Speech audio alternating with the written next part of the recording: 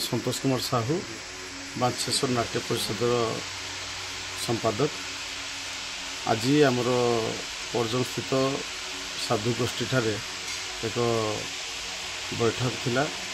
बैठक मुख्य उद्देश्य थिला आसंता दशहरा उपलक्षे नवमी दशमी दुई रातिर नाटक परिवेषण करा जिवो। नाटक आज बही फाइनाल करागला एवं केमिति कौन करा से विषय आलोचना करागला। नाट्यर बही फाइनाल रही कांदेना लुह सरीजीव प्रथम बही।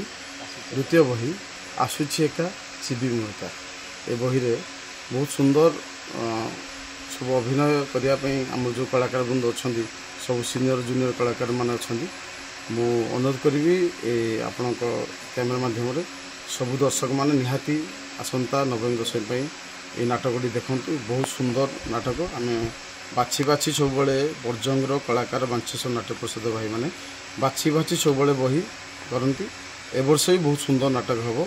आज मुख्य सभार उद्देश्य थिला जे केमिति आसंता नवमी दशमी को नाटक करा से विषय प्रस्तुति बैठक करा।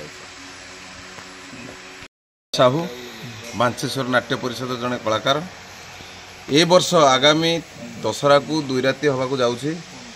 यही दुई राति उपलक्षे आज आमर बांचेश्वर नाट्य परिषद तरफ प्रस्तुति बैठक होता। यही प्रस्तुति बैठक में आमर दुई राति नवमी एवं दशमी दुई राति नाट्य परिषद तरफ दुईटी नाटक बही हवापाई स्थिरीकृत है।